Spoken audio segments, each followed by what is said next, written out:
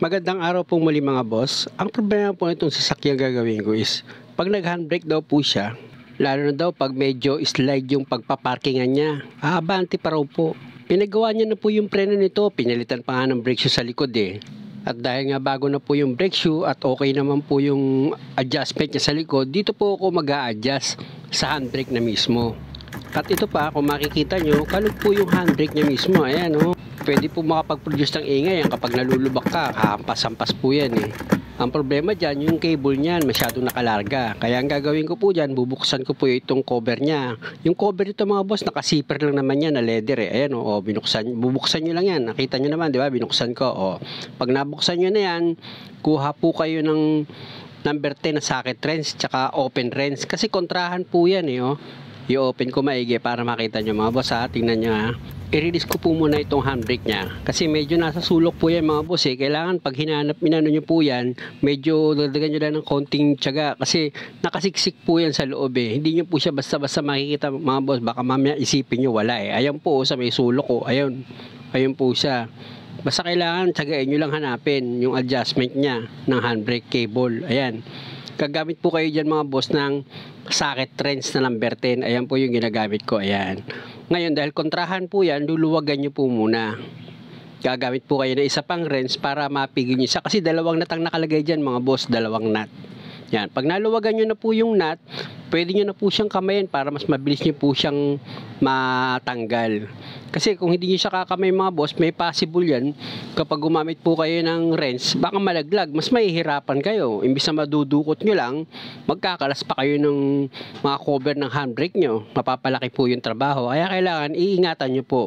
Aalalayan nyo po ng kamay nyo yung nut niya para hindi malaglag. Ayan, katulad ng ginagawa ko, di ba? Habang pinipihit ko po yan, inaalalayan ko po yung nut na wag siyang malaglag. O, ayan na po yung nut, o, di ba? Ayan na siya. O. Ayun pong ibig kong sabihon. Pag natanggal nyo na po yung isang nut mga boss, meron pa yung natitirang isang nut. Ayun po yung i-adjust nyo na. Hihigpitan nyo lang po yun mga boss ha. Ang pihit nun pa kanan. O, tapos tetestingin nyo na siya. Subok-subukan nyo po muna hanggang sa makuha nyo yung tamang adjustment. Huwag nyo pong bibiglayin yung pag-adjust mga boss. Kasi pag sumobra kayo sa adjust, hindi po ikot yung gulong. Kaya dapat unti-unti lang. Tapos medyo itataas baba nyo para matansya nyo po yung pag-a-adjust nyo ng handbrake nyo. O, yan katulad ng ginagawa ko. Pag medyo nawala na po yung play niya na malakas po yung kalog ng handbrake nyo, okay na po yun. Basta ang mahalaga, kailangan ma-adjust siya ng tama at mawala po yung ingay ng handbrake nyo. At kung makikita nyo nga mga boss, eto nga, na-adjust ko na po. O, tingnan nyo, susubukan ko siya ngayon, o, diba? Binaba ko siya ngayon, o, pag hinila ko siya, okay na po yung adjustment niya.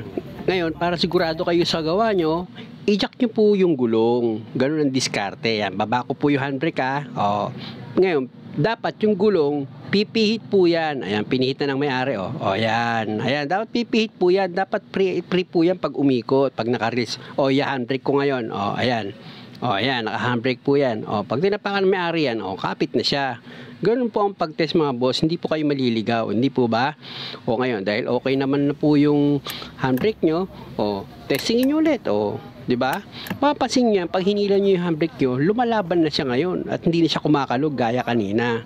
Hindi po ba? Ganun po ang diskarte mga boss, napakasimple lang. Sana nakukuha nyo po yung tinuturo ko sa inyo para hindi na po kayo gagastos ng malaki. At kung sa palagay nyo, tama na po yung pagkaka-adjust nyo mga boss, o ibalik nyo na po yung number 10 na tinanggal nyo, yung nut. Ayan yung hawak-hawak ko. O, pakita ko po muna sa inyo. Ayan, ayan po, ayan. Ayan po kasi yung maglalak sa kable para hindi po lumuwag yung handbrake nyo. Importante po nakalagay yan mga boss. Dalawang number 10 kasi yan. Napanood nyo naman po kanina kung paano po yung diskarte ko para mag-adjust kayo, di ba? Tatandaan nyo lang po yun. O pag nailagay nyo na po yung nut na number 10, o higpitan nyo na po siya, alalayan nyo lang po lagi na huwag malaglag yung nut na nilalagay nyo. Kasi pag nalaglag yan, naku, malaking trabaho rin. Sa bagay, may isa pa naman diskarte. Pag nalaglag, ang gawin nyo mga boss, bili na lang po kayo ng isa pang nut. Hindi naman makaka-damage sa inyo yan or makaka-istorbo just in case na nalaglag po yung nut eh. Para hindi lang kayo maabala. Ganun lang po ang diskarte mga boss. At pag nahigpitan nyo na, dahil nga sa kontrahan po yan, gamit ka po ng isa pang combination wrench mo na number 10. Bale, dalawang tools po yung gagamitin mo dyan para mahigpitan mo po ng maayos or mailak mo ng maayos itong mga nut nya. Ganun lang mga boss. Sabi ko nga sa inyo, kung tsatsagain yung gawin yung sasakyan nyo, unang-una, hindi kayo maloloko at hindi kayo magagastusan ng malaki mga boss. Muli po mga boss, sana po meron po kayong nakuha sa video at naintindihan. Sa mga viewers, maraming salamat sa panonood nyo. Huwag nyo naman po sanang kalimutang mag-subscribe sa channel ko at kung maaari, pakipindot na rin po yung notification bell para lagi po kayong updated sa bawat video na ginagawa ko. Muli po, maraming salamat po ulit.